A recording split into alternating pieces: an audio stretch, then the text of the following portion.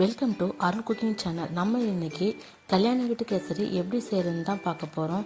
பொதுவாக நம்ம வீட்டில் செய்கிற கேசரிக்கும் கல்யாணத்தில் சாப்பிட்ற கேசரிக்கும் நிறையவே டிஃப்ரெண்ட் இருக்கும். நம்ம என்ன தான் ட்ரை பண்ணாலும் வீட்டில் அந்த சுவையை கொண்டு வர்றது கொஞ்சம் கஷ்டமாக இருக்கும். ஆனால் இன்றைக்கி நான் வீடியோவில் சொல்கிற மாதிரியே நீங்கள் செஞ்சு பாருங்கள். கண்டிப்பாக கல்யாண வீட்டு கேசரி மாதிரியே டேஸ்ட் சூப்பராக இருக்கும். எல்லாருமே உங்களை ரொம்ப பாராட்டுவாங்க. அதுக்கு முன்னாடி என்னோடய சேனலை நீங்கள் சப்ஸ்கிரைப் பண்ணாமல் இருந்தால் ப்ளீஸ் சப்ஸ்கிரைப் பண்ணுங்கள். பக்கத்தில் இருக்கிற பெல் பட்டனையும் டிக் பண்ணுங்கள். இப்போ கேசரி செய்கிறதுக்கு என்னென்ன இன்க்ரீடியன்ட்ஸ் தேவையோ அதெல்லாம் ஃபஸ்ட்டு நான் சொல்லிக்கிறேன். ஃபஸ்ட்டு ஒரு கப் அளவுக்கு நான் ரவை எடுத்து வச்சுருக்கேன்.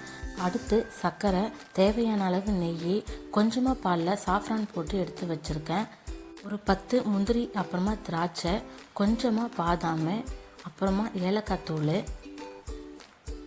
இப்போ ரெடி பண்ணிக்கலாம். ஸ்டவ் பற்ற வச்சு ஒரு அகலமான ஒரு பாத்திரத்தை எடுத்து வச்சுக்கோங்க. ஒரு ஸ்பூன் அளவுக்கு நெய் ஊற்றிக்கிறேன். நெய் நல்லா உருகினதும் முந்திரியை போட்டு லைட்டாக ஃப்ரை பண்ணிக்கிறேன். முந்திரி லைட்டாக ஃப்ரை ஆனதும் மீதி இருக்கிற திராட்சையும் பாதாமையும் போட்டு நல்லா பொன்னிறமாக கோல்டன் கலரில் வர அளவுக்கு நல்லா ஃப்ரை பண்ணிக்கோங்க. நல்லா ஸ்டவ்வை சிம்மில் வச்சே செய்யுங்க. ஐயில் வச்சு செய்யும் போது கருகிறதுக்கு வாய்ப்பு இருக்குது. வேறு ஒன்றும் இல்லை. இப்போது நல்லா கோல்டன் கலரில் வந்ததும் இது ஒரு பாத்திரத்தில் எடுத்துக்கலாம்.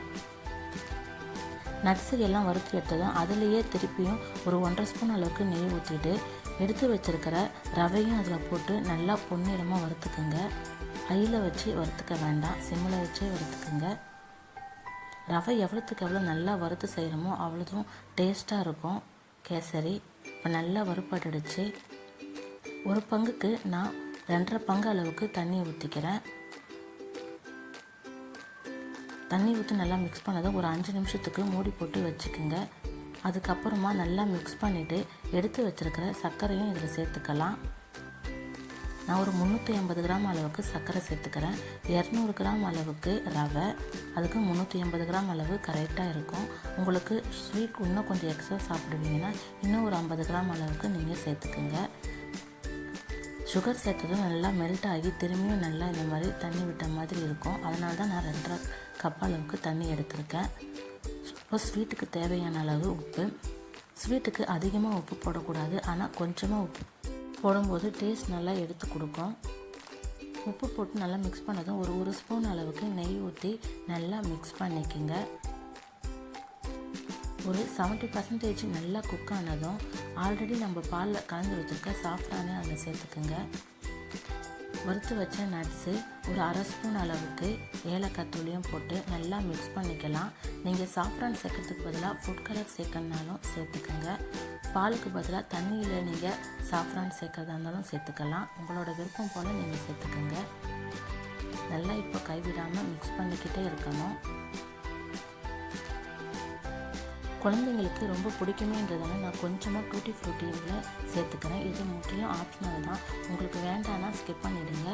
வீட்டில் பசங்க ரொம்ப விரும்பி சாப்பிடுவாங்க, அதனால் நான் சேர்த்துக்கிறேன். டூட்டி ஃப்ரூட்டி சேர்த்ததும் நல்லா திருப்பியும் நல்லா மிக்ஸ் பண்ணிக்கிறேன். அவ்வளோதான், சூப்பராக ரெடி ஆகிடுச்சு பாருங்கள். நடுவில் நான் ஒரு 3 ஸ்பூன் அளவுக்கு எண்ணெய் சேர்த்துருக்கேன். நீங்கள் வீட்டில் யூஸ் பண்ணுற எண்ணெயே, நார்மலாக குக்கிங்க்கு யூஸ் பண்ணுற எண்ணெயே சேர்த்துக்குங்க. கண்டிப்பாக எண்ணெய் சேர்க்கணும், அப்போ தான் நல்லா கரெக்டான அளவுக்கு இருக்கும். எண்ணெயும் நெய்யும் நல்லா திரிஞ்சு வருது பாருங்கள், தனியாக பிரிஞ்சு வரும். அந்த அளவுக்கு நல்லா குக் பண்ணிக்கிட்டே இருக்கணும். கல்யாண வீட்லேயும் கம்பல்சரி எண்ணெய் சேர்ப்பாங்க ஃபைனலாக. அதனால தான் அது நல்லா கட்டியாக்காமல் அப்படியே நல்லா மிருதுவாகவே இருக்கும். இப்போ குக் பண்ணி நல்லா ஆறிட்ட அப்புறம் காட்டுறேன் பாருங்கள். அதே மாதிரி அப்படியே நல்லா மெல்ட்டாகவே இருக்குது பாருங்கள். இந்த மாதிரி கரெக்டான அளவுக்கு இருக்கும். நீங்களும் இதே மாதிரி உங்கள் வீட்டில் செய்து கொடுத்து பாருங்கள். எல்லாருமே கல்யாண வீட்டு கேசரியான்னு சொல்லிட்டு உங்களை கேட்பாங்க, ரொம்பவும் பாராட்டுவாங்க. ஒரு தடவை நீங்கள் செஞ்சு கொடுத்தாலும் அப்புறம் அதே மாதிரி உங்களை எப்பவுமே செஞ்சு தர சொல்லுவாங்க. கண்டிப்பாக உங்களுக்கு குக்கிங்கே தெரியுந்தாலும் பரவாயில்ல, நான் சொன்ன இதே மாதிரி நீங்கள் செஞ்சு பாருங்கள். எல்லாருமே ரொம்ப சூப்பராக இருக்குன்னு உங்களை பாராட்டுவாங்க.